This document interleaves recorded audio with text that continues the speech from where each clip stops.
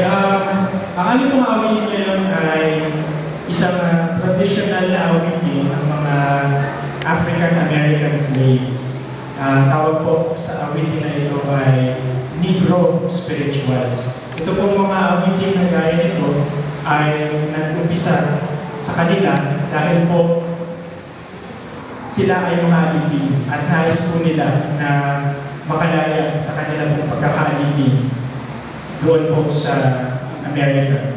At dahil po sa matinding kagustuhan nila, because their lives were slaves, mahirap po.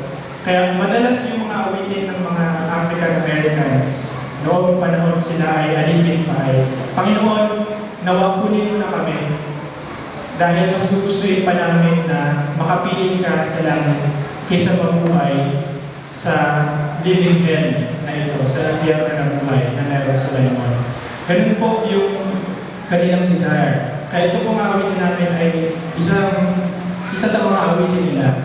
At ang mensahe po nito ay, Panginoon, kami po ay kunin mo na, take us with the chariot, yung chariot na papunta sa heaven. Amen. At isa sa sinabi dito sa awitin ay, I cannot forget, I'll never forget the day that you took my sins away.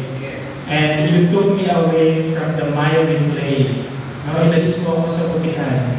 At dahil dyan, I will serve you until the judgment day. Isa yan sa sinabi. Nawa niyo po ay maging paalala sa atin na meron po tayong pagkakaalipin sa kasalanan. Bagamat malaya tayo, pero meron po tayong pagkakaalipin sa kasalanan. At kailangan din po natin na maging malaya sa pamamagitan ng Panginoon. Amen.